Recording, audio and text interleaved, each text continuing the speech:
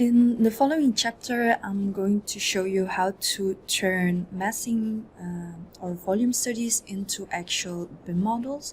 In the first example, I'm going to do that with direct modeling tools, and in the second one, I'm going to show you how to do that with QuickBuilding. So let's get started and open up our first drawing. So let me just open this overall train station model, and as you can see here on the other side, I have a block ready, but what we basically want to do is create a similar kind of geometry for this building. So let's see how we can manipulate this block and create a similar building like the other side of the train station. This is an external reference, an XREF, so let me just open up the separate DWG file in Modify, and then you can open XREF. So now you will be directed to the actual DWG file, and then we can start modeling our block. So this is just a regular 3D solid. It's a full massive solid, so let's see what we can do. First things first, let's create or rotate some faces. So make sure that your detection of faces is on, so you can toggle it on here or here. So prioritize selection of faces, and then for example hover over this face right here, and then you can check this command here, sorry, rotate. So then you will see this icon appear of an arrow, and it will indicate or snap to a certain axis where you can rotate this certain surface. So in this case, I want the axis to be at the bottom, so you can click on that, and then you see now I can have a rotation of that surface to a certain degree. So this is a very clear preview for that. So in this case, let's do 10 degrees going out. So we can manipulate our block like this. So now you see if I go to the side, it's a bit rotated. Let's do it the same way for our top face and the other side. So hover over this solid face, click on rotate, select a certain axis, and then type in the degree angle that you want to change.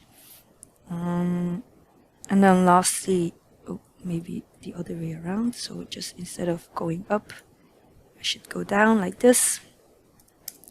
And then lastly, I can do this part as well at 15 degrees. So our building should look something like this. Now, of course, this is just still one massive building, and we want to create some columns underneath to have it a bit more floating and appear a little bit more light. Here I already have 2 polylines created, here and here, setting the boundaries of that. So let me also turn on the boundary detection. So enable boundary detection right here. So if I hover over it, you see this green surface that is defined by the edge of the solid as well as the polyline and the line right here. So I can hover it like this or like this or like this. We want this boundary, so select that, and then go ahead and open up push and pull and push it upwards for about 5,500 millimeters. So now our building should look something like that. If I open up a section, let me turn off the boundary detection first. If I open up the section here, I can hover to see in which direction I want to have this section, and open it for like about 3,000 millimeters. You can see that my solid is massive, so this is full inside, there is no space. So of course for a building, ideally you want to have it hollowed to create some space for that.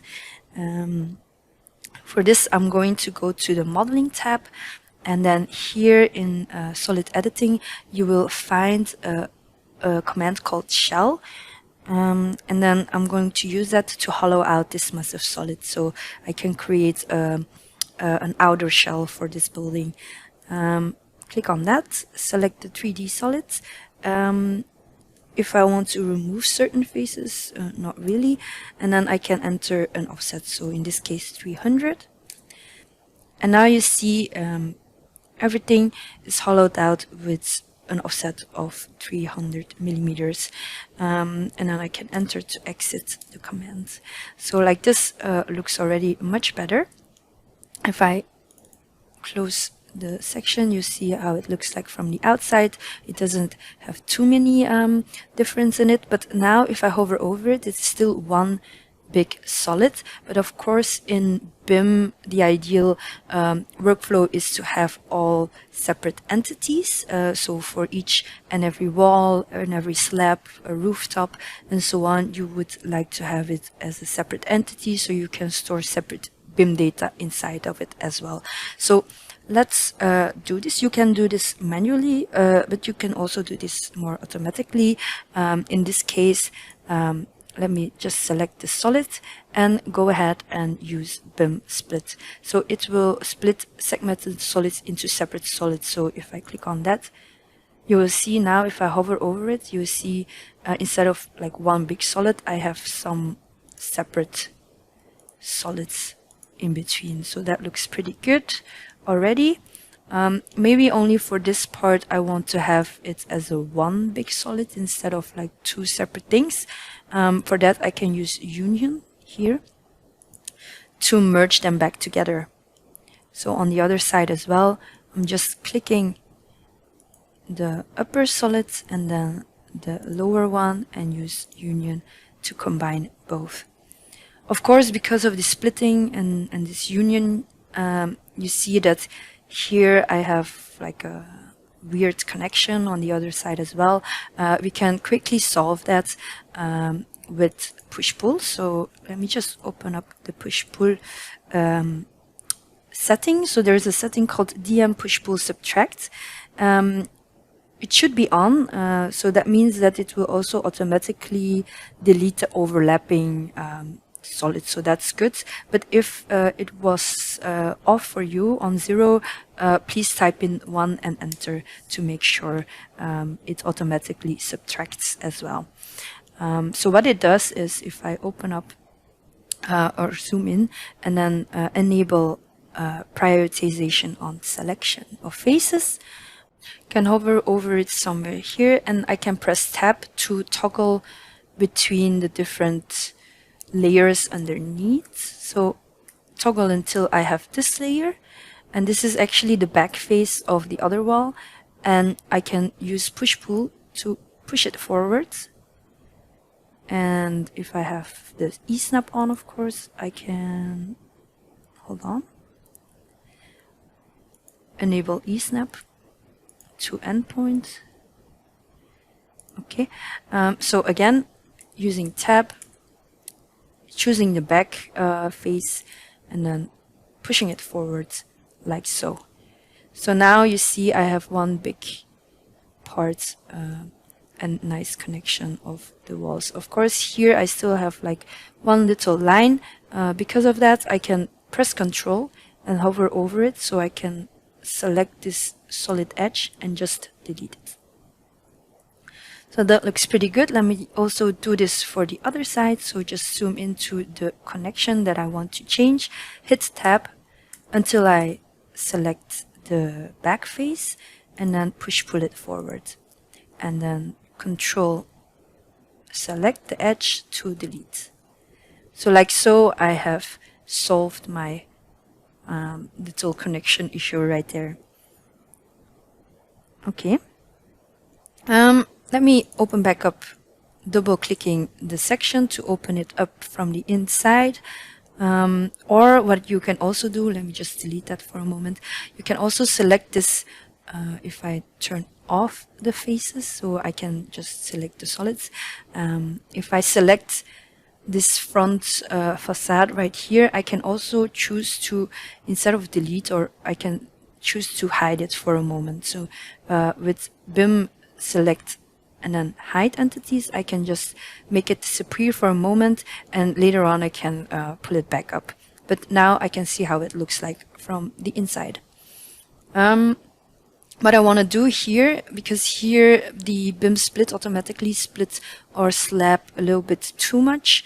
So instead of one face, one solid, I have 4. So let me just select the 4 and union it. And then here I want to close off this gap. So if I just select this solid face and connect with nearest, I can clean it up like this. So now I have one big slab. What I also want to do is have a separation between this part and this part. So I would like to have this wall extended to the top of my roof. Here I can do that by, first of all, changing the connection between this slab and this wall right here. So if I select these and go ahead and open up L-Connect, I can use the control key to toggle to the different options. So in this case, I want to have this one. Press enter. So I can quickly select the top face of this wall, and then I can choose to connect to nearest as well. So now it will automatically connect to the rooftop. So like this, I can play around with my inner walls of my building a little bit. The last thing that I want to do is add in some more floor slabs inside.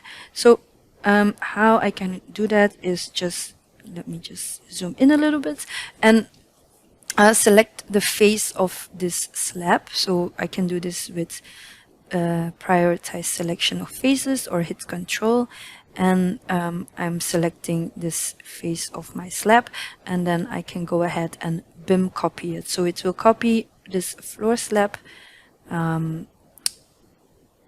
upwards basically. So I can type in 4000, and then I can also type in repeat, R for repeat, to kind of do the same thing. Sorry, let me do that again. So just select the solid face, type in 4000, repeat, and then you can actually repeat it as much as you want, but in this case it's until here somewhere, so just 2 is fine. So like that you can copy around your elements inside your building, and then here at the top I can select both ends of the slab, and then also use connect with nearest to connect it to the wall. So like this you don't have to manually model it. This BIM copy also works with boundary detection, so it's not only for faces. If I toggle on boundary detection and I zoom in here, instead of selecting the entire face of this big wall right here, it just takes in account the area between the 2 floor slabs, so the green part right here. And then with that you can also use BIM copy to kind of create sections of walls. So like this you can copy sections of walls in a perpendicular situation. So like this you can create some more interior walls. So this was a little bit of how to quickly model a building from a mass and use direct modeling tools to add in more and more detail in your geometry. So I have showed you how to use direct modeling tools to create a BIM model out of a mass model, but we also have a more specific tool for that called QuickBuilding, and it's designed to turn massing studies or mass models into a low level of detail BIM model. So you can generate this from space volumes or from building volumes, and this transformation from volume study into building happens in a semi-automatic way, so you can quickly iterate between different volume variants at the beginning of the design stage. So here I have two examples ready to show you what I'm talking about. So this is just my master model. So if I hover over it, you will see I have an X reference here. So let me just open up this X reference in my separate DWG. So this is just a 3D solid, so this is the massive model, so it's not hollowed out or in any case. So if I open up the section, you can see it's full inside, so it doesn't have any spaces or anything like that inside of it. So if I just delete it back, I just have one solid. What I'm going to do now is select the solid and then open up my quad cursor, and then in BIM you will find this icon right here called Quick Building. So let's do that, and you will see I have some command options that I can do. In this case, it already gives me a configuration. You can also import a certain configuration about the different levels that you want to have, or heights and so on. In this case, I want to have it as 300 millimeters, like this, and the rest should be fine. Selected solid represents a building. That's also good. And then the wall and slab thickness is 250, which is fine. Of course, you can change that. You can also add a floor where you want to have a 2,500 height instead of 3,000. That's perfectly possible. So let me just apply it. And then now, as you can see, another file has been created with the same geometry, but as you can see now, everything is divided up in walls, rooftops, floor slabs, and so on. So if I now open up a section again, maybe something like this, you will see that it's hollowed out, and each and every floor has a different floor slab. Everything is nicely created with a floor height of 3,000 millimeters. So this is what QuickDraw does. It will automatically hollow out and create the spaces, slabs, walls, rooftops, and so on, and give it a classification as well.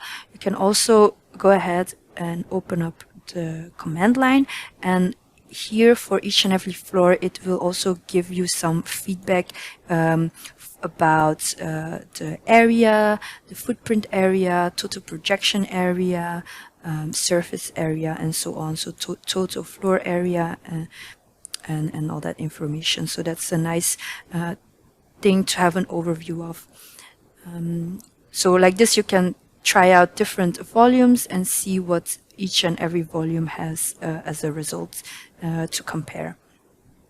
Another example is with a lofted floor. So it does only work with rectangular solids. It also works with lofted or curved solids as well. So if I also open this XREF, I can just use the same command, BIMQuickDraw. Again, it will give a preview, and I can set some settings for that. So let's say instead of 3,000, let's say 4,000. And then I can say, all right. And the rest looks fine. Of like, I can also add a floor, so to say. So like floor 28, I want to have it a double floor as a penthouse, like this, and it should recalculate the rest of the building. So now, if you can see in the preview as well, it will make the top floor higher. Or maybe we can do it the other way around. Have the entrance 8,000 and the rest 4,000. And then maybe the floor slab, instead of 250, make it 350. So I have something like this.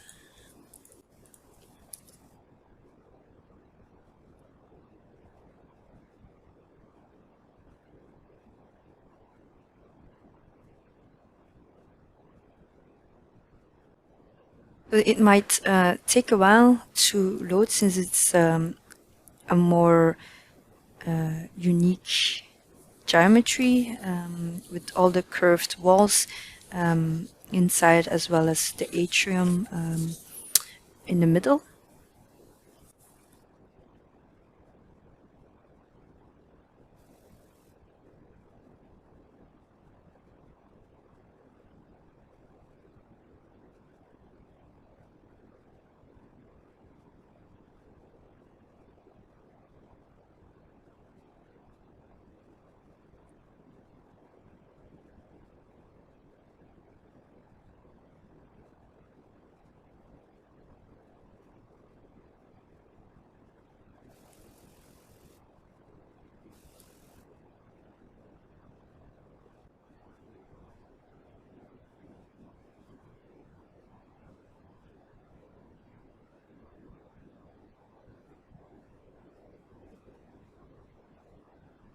Okay, now we have the final results of our quick draw command. As you can see here, all the levels have a height of 4,000, with the exception of the ground floor, where we indicated that we wanted to have a double floor. So that looks pretty good. We can also open up a section and double check to see. So maybe somewhere 5,500. And as you can see, even though it's curved, everything looks pretty nice. If I hover over some entities, I can have a certain building story, slab, wall, so everything is nicely classified as well. If I open up the command line, can also see the different floor areas per floor, as well as the total floor area information.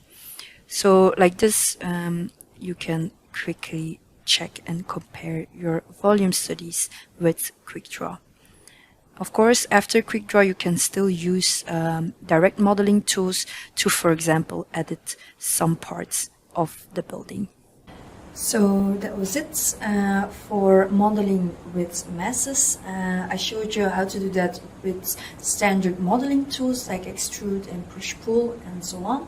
And then I also showed you how to do this more automatically with QuickBuilding. Thank you for watching, and I'll see you in the next module.